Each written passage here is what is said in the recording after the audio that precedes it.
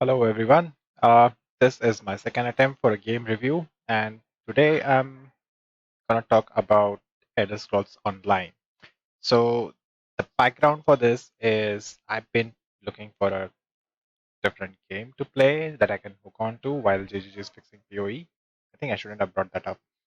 But the whole thing is like last time around I tried to play Genshin Impact for a while, and I managed to uh, get some inputs.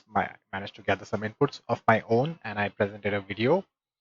Similar attempt was done. Elder Scrolls Online was free this week, so I played it for a couple of hours every day, the entire week, and I level up the character to level 15, I think 15 or 16, and went through the game features, a couple of quests, certain things that are present in the game, and I wanted to provide you with a perspective of what I feel about the game overall. How does the game look like in the year 2021? This is basically August 2021, and it's a more than a decade old game. It's an MMORPG. It's quite reminiscent to Elder Scrolls Skyrim, if you have played that game or if you have seen its footage. And let's just get into the whole thing, right? So, first thing that I want to talk about is its downloading. Elder Scrolls Online is a base of 8990 GB on Steam, and once the game on Steam is installed, it will launch its own launcher. And the launcher will then again download a series of more patches, which are anywhere between 2 and 8 GB big. And these are several patches. So the whole process took somewhere around an entire day for me. Not exactly 24 hours, but like you start somewhere around in the late morning, early afternoon, and then it took the entire day, let's say by the by evening before it got completed on a 200 Mbps connection. So it was really painful. It was really long and tedious, and I really didn't like it. I would have appreciated if all the patches would have been downloaded right away on Steam, installed, and once the game appeared installed and I press the play button, I actually get into the game and not wait for an entire day to for it to download more patches and get ready for itself to launch. Also, the initial loading screens, the first time I launched it, were like painfully long. I didn't like that either. But that was just the first time. The consequent times I loaded the game, loading screens have been decently short, like not too short or not too long, but uh, just normal. Then we can move on to the second part, which is character creation. So basically, in ESO, there are around 9 classes and three alliances, sort of things like three different factions that you can uh, align with. And depending on the race that you pick up, you will be aligned to a specific faction. So there is the Daggerfall Covenant, there is the Aldemiri Dominion, and then there is the Ebonheart Pact. There are 9 races in the game, and well, it does a good job of telling if you know the game basics, and if you have played Skyrim earlier or have seen the gameplay for Skyrim and know the mechanics, know the game, then you will maybe be able to relate to quite a lot of these attributes that have been mentioned over here. So yeah, that's there. The class system, the information that they provide in the class system is utterly disastrous, nothing of help, and it prepares you for nothing when it comes to playing an RPG. It just tells you like relying very seriously on stealth, blade speed. That's it, like for night blades. I don't get to know what kind of spells I will be using, what kind of skills I will be using. Uh, it doesn't it doesn't prepare you for things like encounters where there's gonna be uh, where boss fights have like their own ads into the boss fight, and then you are just stuck with a list of single target spells that doesn't really help remove the ad. For example, I picked up a sorcerer because I usually like the mage class, and what I encountered was that all my area of effect or multi-target spells that I had basically came into effect only after the target was killed, right? It's just like additional damage to surrounding enemies on death, additional damage to surrounding enemies on kill. And it becomes difficult when you have like a screen wide boss with hardly visible minions that he spawns attacking you at nibbing you at your feet, toes, and that basically doing shit ton of damage and killing you. So I don't know, it didn't feel like really helpful. So uh, in terms of class selection, this is not really helpful. In terms of character creation, the character creation is sort of detailed, but it's also very outdated. It really doesn't, help you create a good character. The characters don't look good. I don't like the ways the eyebrows are here for my high elf character. Why should she look evil when I want to be a good sorcerer, right? So that freedom is quite less. Hairstyles are literally 2D, right? Look at that. If I can show you a ponytail, maybe. Yep. Look at those blocks. Yeah, just paints over there, right? Like so low texture and paint. Well, look at this ponytail. Like you can see that it's just the braids are just painted on top of the ponytail. It's not. It's something that just got me. I don't like that. They should have, when they are working on so much of content and releasing DLCs and whatnot. Maybe I I also expect developers to go back to their roots every now and then and evolve the content that they have earlier developed, because it does get outdated. So right now, like character creation, I believe some mods in Skyrim do a lot better job of character creation, allowing you to make beautiful characters than what ESO does at this point. And for example, let's take a look at the it. Uh, if I change its shape, right, like from here to, it hardly makes any difference, right? Like it hardly does anything. So I'm not really sure. Like I wasn't able to make a good-looking character. There are some good-looking NPCs in the game. I would appreciate if I could just copy their presets and stuff like that, but that's just not possible. The good thing that I did like about it is it shows you your gear. So right now, like this is how my character will look like with noise gear. So outfits, I can like visualize how it's gonna be in the game later on. It also provides me with a preview of the champion gear, which would be probably an end game gear. But what I didn't like is that every time you change this gear, it brings you back to the the main menu. So I go to the novice gear, it's back again over here, which is not required because it's already selected, right? Like I don't need to see this again and again.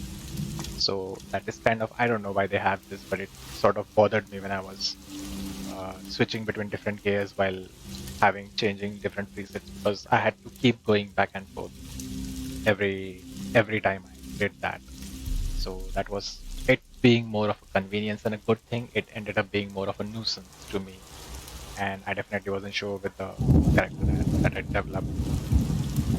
Here she is. You can tell, like I definitely hardly looks like it. I definitely don't like it. So that was about downloading, initial game start, and character creation. The next thing that we are going to cover is basically some game mechanics and some game features. For that, I'll be logging into the game and adding more videos. So I also didn't find any option to hide the helmet. I have to basically unequip it if I want to keep my character looking pretty. But that aside, the world is still beautiful, even if it was made so many years ago. It still looks pretty, it still looks good. This is nighttime. I'll try and get a recording of daytime. Not really sure about it because it's a long time between day and night cycles within the game. But I hope this gives you a, I don't know, decent amount of idea of how the world looks. This is just one part of the world. There are like plenty of other areas which would be like rocky, mountainy, and more dense forests and swamps and stuff like that. So it's full of different biomes. It's also full of different things. So there are places where there might not be a icon. For example, this place, it doesn't have a map icon, but it's still an important location which you can probably go and visit and stumble upon something. So that's just one region, which is this particular island, and there are like more areas to go and discover around the map. So yep, it's pretty big, pretty big. Lot of content for you to go around and just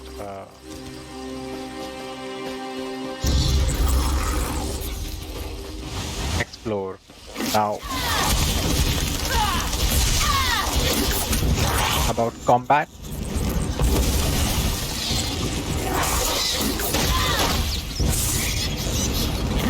So you can see like these guys, some of these guys' abilities, they charge and you get a notification over there to interrupt them so that you can like take that as an advantage. But this is not true for all the monsters.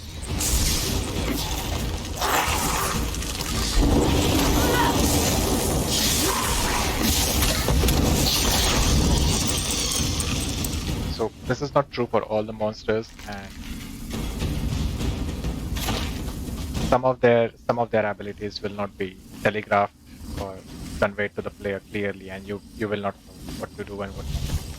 Also, there are like the daily missions, which one of them actually took me to a world boss around here, and I was just like very low level character, and it showed up as a daily mission, and I ended up getting beaten by a big boss who requires like a team of 10-20 people, I think, to kill it. So that was sort of misguiding. You can also have a look at the skill trees, skills over here. So as you notice, like when I picked up a sorcerer class, I got this class specific trees over here, which are quite limited. The only things I can deal with is dark magic, Daedric summoning, and storm calling.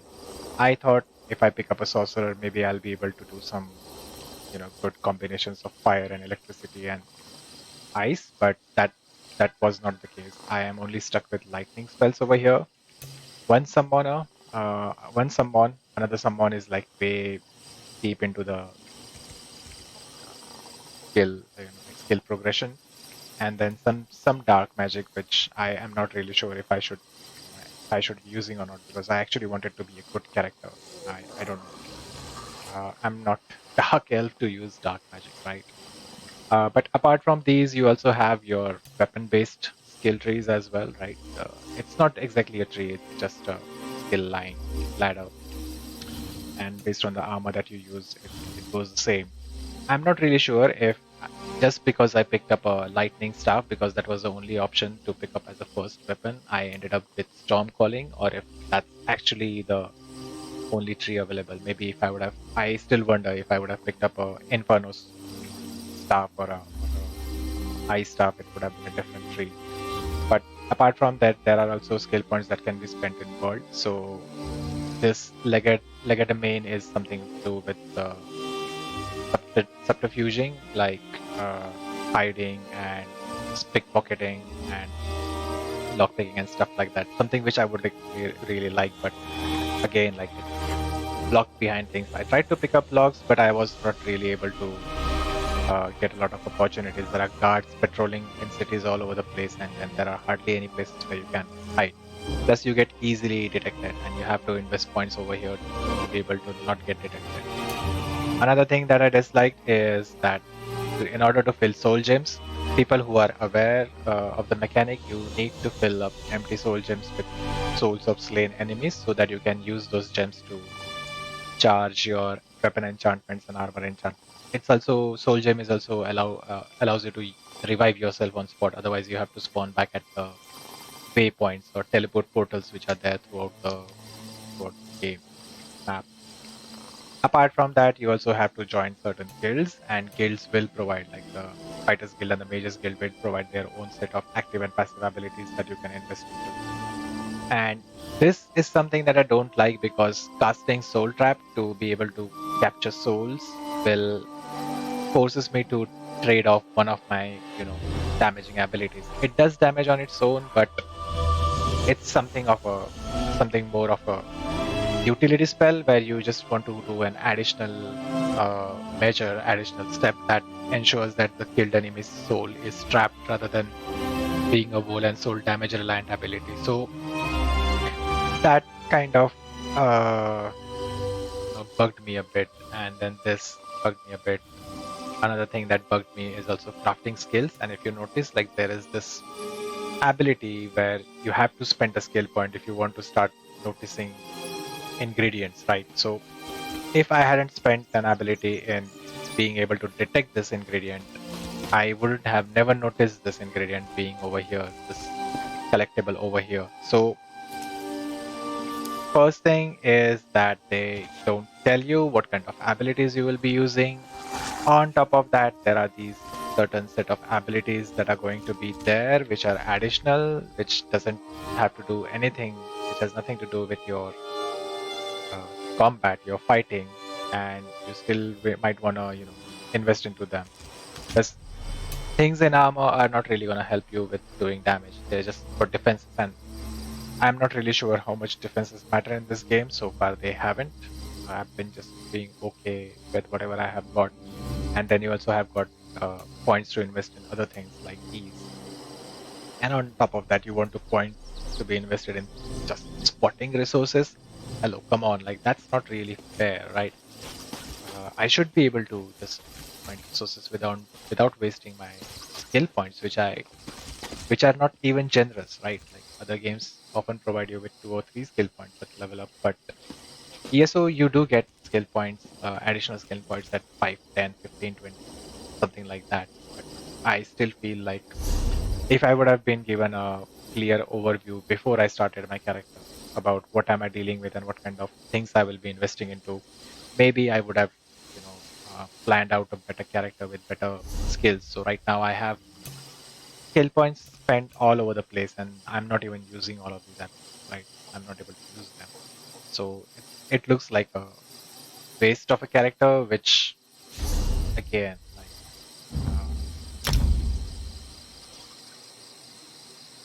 uh, I'll show you, right? So this character is sort of like wasted after so many hours, after basically 20, roughly 17, 20 hours into this game. And I can only delete 3 characters. That's it. So I can only make 3 mistakes. After that, so one character deleted for sorcerer class, then I might want to try out the warden class or templar class. And that's it. Like then if I want to make a dragon class, which is something that I can do because I have 8 character slots, but I can't just go and try it for next 20 hours and then delete it and actually start making something fresh. If you want to respec and stuff like that, then you definitely have to just use some premium currency or something like that. Pay money, real money to get more abilities actions possible. So overall, it seems like a big, desperate attempt to draw out as much money from you as possible. Not to mention that the DLCs combined is almost twice the price of the base game. So if you want to enjoy the full, all the content of the game, you are basically paying more than what you paid for the base game, and a lot of DLCs hold back a lot of content. Like for example, you can craft food and weapons and armors and stuff like that, but you can't craft jewelry unless you have the Somerset Isle DLC. So buy it if you want to even do that kind of stuff. So yep, that's basically what combat features feel like. I think that in 2021, for being a decade-old game, more than a decade-old game, graphics are still okay. They could really work on character models and those 2D hairstyles for sure, and they could also work on inventory space. So as you can see right now, you start with 60 inventory space, right? And uh, if you start collecting things, there are, as you notice, like there are so many schools of crafting, and each will have different sets of different uh, items to be collected. Let's say even if you collect like 5 items from each school, this is half of your inventory fill right away. And then there is so many other things like lockpicking and uh, gear that you basically obtain from quest rewards, and you also get these stuff from your daily rewards for logging in and stuff like that, which again takes up your inventory space and leaves you with nothing. So often at times I found myself, struggling that I'm walking down this lane over here and I see that there is something. There's let's say there is a dungeon over here and I'm just walking down this lane and I notice a dungeon, but I don't want to go inside that dungeon because I know that I am already almost full at my carrying capacity, and I really can't pick up anything from that dungeon. So I'm not really gonna explore. I'm just gonna beeline to whatever my uh, quest objective is. Just go there, do that thing, and come back. So the world exploration, they did a lot of hard work into putting things around into making it a lot more, you know, rewarding. But it doesn't really benefit at the start of the game. You can't just like start the game, jump off into the world, and start doing your own things. The inventory limit just restricts you. Of course, you can, destroy a lot of these things and stuff like that. But then, as a new player, you definitely don't know what is going to uh, be useful and what is not going to be useful, or what are you not going to use. So it shows you value, but this is gold value. There are certain things which doesn't have any gold value and are still useful. In, for example, this you need this. You need very very necessarily need this to be able to uh, craft. If you want to craft anything, you need that kind of thing. Another thing that is kind of bothering is also that these are ingredients. For example, this will allow you to create a Breton style equipment, armor or weapon, anything that is, or this will allow you to make dark elf style equipment. But me being a high elf, I can only make high elf style equipments or armors, and these objects right now are useless to me. They are just sitting around in my inventory. I can't use them because I don't know the technique to use them. So I was looking for something which could uh, allow me to, you know, create a character who does less of combat, less of fighting, and just goes farming around, picking up stuff, do some small fights like these, and just sit back and do something productive in game, which is creative, not destructive. And I wasn't able to do that because of all these restrictions. I got certain quests which asked me to use adamantite which forced me to use adamantite as the crafting material. I submitted it. I only had like 2 or 3 pieces. Once those were exhausted, the quests are just uh, they're just stuck over there in my inventory right now, journal right now. I can't do this. I don't have the adamantite to create the weapons, and I don't even know where to find them. None of the traders, merchants have been so far that I saw selling any of that content. So it feels kind of like something that I wanted to do, but I'm not able to do. A bit of a disappointment in that sector as well. But overall, I feel like this game still has potential. Its combat is still clumsy, sort of outdated. If you join up a party or something like that, and higher levels, you also get a companion to follow you. You will have your own pet and some mons, and it just becomes a clusterfuck. You wouldn't even know like who's doing what and whatnot. You do have the ability to change color codes for the abilities and stuff like that, for their color health bar and things like that. But that, I mean, I don't know. It's still a lot of different colors on the screen, and I can't really differentiate. In a mid of a fight, I can't really differentiate between friend and foe very easily unless and until I have to closely look into a situation and quickly make my decision as to what is happening. And apart from that, also yes, like these spells, they look like they are AoE, but they are not really AoE, area of effect. And then if you are in a stuck in a boss fight who summons adds to the fight, you will find yourself quickly at a disadvantage because then you deal with the summons or you deal with the big boss, and the specific boss that I was talking about over here, some monsters so small that you hardly even like notice them when a giant hulking queen boss is lunging at you at full speed. So in terms of multiplayer, yes, it was. I joined up a party. As you can see, the character is offline right now, but we did some activities. It was fun. He also got some additional loot. I was just getting some additional loot, but there's still things that I would have liked to do, like focus more on crafting or something like that, and I wasn't able to do that. Main quests, again, this particular quest, it asked me to go, sneak into a fucking heavily guarded house, and I have no skills sneaking, and so I'm I tried to enter it. I got caught. I have a bounty over there with me, so I have to go and pay the gold at some point to the guards, and I still couldn't get inside and complete the quest anyways. So it feels like a loser, and it's not a really good feeling. Why don't you just let me improve my sneaking skills somewhere? The mechanic is still easy, like you sneak upon somebody and you start improving your sneaking skills.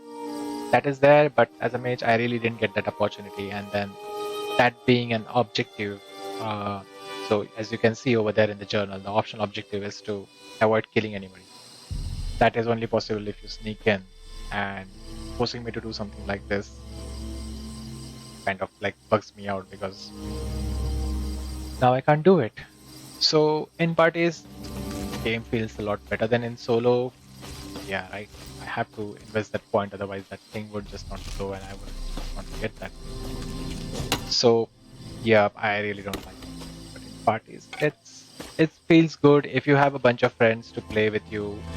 Unlike Genshin Impact, where all your missions and quests just goes to hell as soon as someone joins your instance. It's the opposite over here. They are still not able to. I haven't checked if I can complete missions, the same mission together. That hasn't been tested yet because the friend who joined me is way too higher level than I am.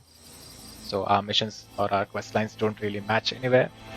But he was still able to help me out with my quest lines, and it felt good. Apart from that, in terms of multiplayer online MMO kind of thing, there are most of the dungeons are public, and it feels like sometimes just high level characters will zoom through it. There was this one particular quest I had to complete in this area far away, and I I was just running through the dungeon while someone was just zooming, flying through it, and one-shotting all the monsters. And a quest which should have ideally taken 40 minutes, 45 minutes for me to finish was completed in under 10 minutes.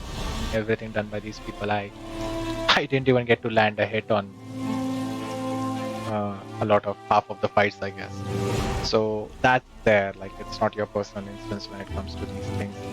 You're doing daily quests and stuff like that. And daily quests do give you good rewards, but again, there's this complaint right now. So I am getting these kind of rewards which are like better than what I'm wearing, but hello, come on, like I am a mage. I can't use heavy gear. I can't trade this pair of heavy gears for an equivalent light pair of gear, right? So I'm just stuck with whatever I crafted or whatever I found accidentally or stumbled upon something like that. Even in that case, it feels a bit well, the whole system just feels like the developers just did not pay attention to these things, which actually are like quality of life. You do get a horse, but honestly, your player character runs faster than a horse. Then you have to level up and maybe pay premium currency in order to get faster mounts. So this is basically the horse running speed, and this is my character running speed. So I'm better off running on my character which uses far less stamina than the horse. So yeah, overall, if you have your friends and you want to have fun for a long time, do a lot of content, there's a lot of voice acting, good one, stories, narratives are decent enough. They're not anything great or as such out of this world or something, but they are good enough. You can just skip the whole stuff. World is still beautiful and immersive, and there's a lot of things to do. So you can just hang around with your friends for a long, long time, doing all these activities, right? All across this and then all across all of this, basically. So, yep, you feel that you are a bunch of friends, like 4 or 5 people, you want to just jump into a game. This isn't a bad option, even after being this old. But if you are solo, then I feel sorry for your soul if you're going to try to struggle leveling up on by yourself and you know try to complete good luck trying to complete daily missions and whatnot. Get good rewards which your character cannot use and be ready to pay handsomely. There's also one more thing that I wanted to mention. So there is something called a craft pack. This can hold an infinite number of crafting ingredients so that it doesn't get counted in your regular inventory space and you can use more inventory space. But that comes with a premium subscription, right? So I don't know if you pay for a subscription for a month and then you don't decide to pay. Do you lose your crafting pack and all these ingredients? I don't know. You do get a player storage. They call it bank over here, and you can store again. Like you get a default space of 60, and you can pay gold in-game currency, money that you earn by doing quests and looting bandits and whatnot to increase more space, which exponentially increases. So my first upgrade from 60 to 70 was just a couple of gold coins, I think 20 or 40 or something like that. And then the next upgrade is 2000 coins, just way out of the amount of money that I want to spend at this point for just 10 additional slots, right? You can of course pay premium currency and buy whatever you want to buy. So the game does a lot of things to unnecessarily keep you hooked up inside the game for a long time. There is a lot of grind and stuff like that. Not being able to find ingredients as easily as you should be able to is also another thing. So the ingredient quality doesn't increase, I think, but just that their quantity that is required to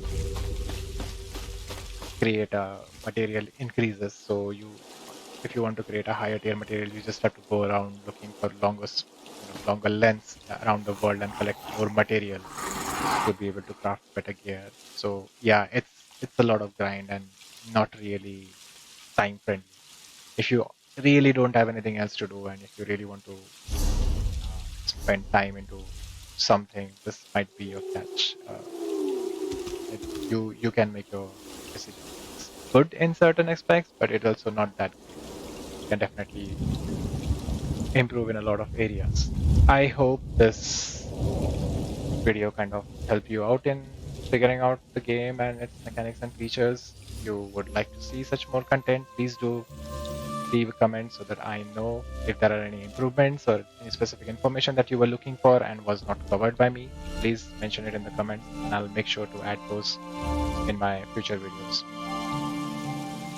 Thank you for viewing it and I'll see you next time.